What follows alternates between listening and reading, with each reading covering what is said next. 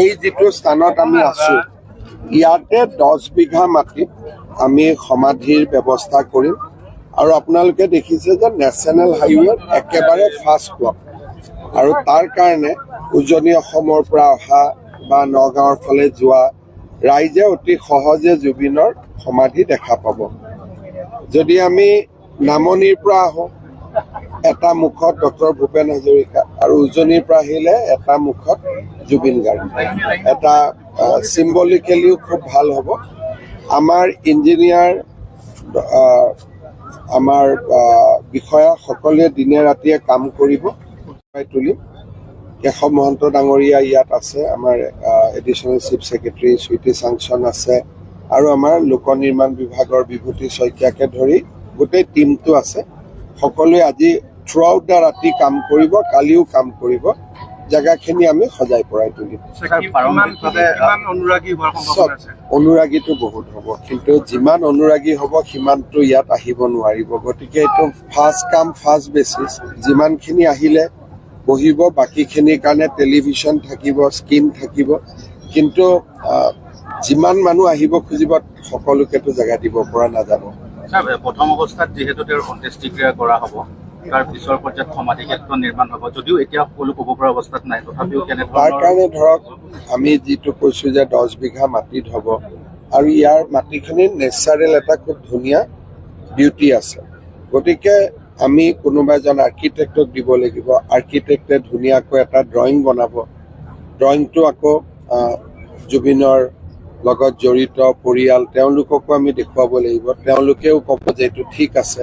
তাৰপিছত আমি বনাব লাগিব, 2-3 মাহৰ মাজত গেপ এটা থাকিব, কিন্তু লগে লগে আমি বাউণ্ডৰী ৱাল এটা কৰি দিম, কাৰণ তেওঁৰ যিহেতু পাৰ্থিৱ শৰীৰ ভস্ম বা বিভিন্ন ইয়াত থাকিব আৰু কোনেও যাতে ইয়াক দিগদাৰ কৰিব নোৱাৰে, গতিকে এটা এৰিয়া আমি লগে লগে বাউণ্ডৰী ৱাল কৰি দিম। জুবিন গাৰ্গে নিজেও যিহেতু প্ৰকৃতিৰ সৈতে জড়িত আছে, খুব ভাল পাইছিল। মই ভাবোঁ যে এই অঞ্চলটো বিশেষকৈ জেগাখিনি এটা নৈসৰ্গিক পৰিৱেশ এটা আছে। ৰাতিপুৱা মই আহোঁতেতো বহুতখিনি এনেকুৱা পৰিৱেশ নাছিলে, এতিয়া খুলি গ'ল গোটেইখিনি।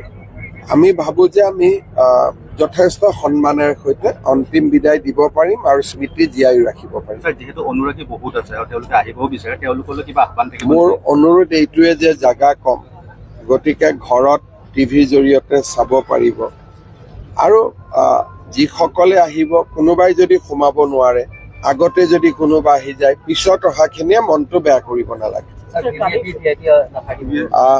মোৰ চেষ্টাটো হৈছে যে VIP থাকিলে মানুহখিনিয়ে ৰিয়েক্ট কৰা আৰম্ভ কৰে, কিন্তু জুবিনৰ যদি অন্ত্যেষ্টিক্ৰিয়া হয় ৰাজ্যপালটো অহাটো উচিত হ'ব, বা মোকো যদি VIP বুলি ধৰে ময়ো আহিব লাগিব, কথাটো ক'লোঁ, বা তেওঁৰ ফেমিলিখিনি আহিব লাগিব, দায়িত্বত থকা মানুহখিনি আহিব লাগিব। গতিকে আমি চাই ল'ম যাতে বস্তুটো খুব VIP লুক এটা নাপায়, VIP লুক এটা নাপায়। আমি যিমান পাৰোঁ নিটটো কাম, যিখিনি নাহিলেই নহয় তেনেকুৱা ব্যৱস্থাই আমি কৰিছোঁ। পিতৃৰ যিহেতু অসুস্থতাৰ কথাটো কোৱা হৈছে, তেওঁৰ স্বাস্থ্য তেওঁ কিদৰে এইটো পৰিয়ালে সিদ্ধান্ত ল'ব, কিন্তু পৰিয়ালে আমাৰ লগত কথা পাতোঁতে ইয়ালৈকে আহিব পাৰিব বুলি কৈছিল, তেওঁলোকে লৈ আহিব বুলি।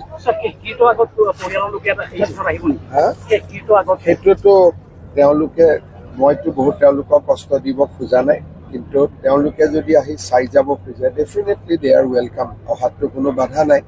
কিন্তু তেওঁলোকৰ ফেমিলিৰ কেনেকুৱা কি প্ৰগ্ৰেম সেইটো মই কোৱাটো ঠিক নহয়।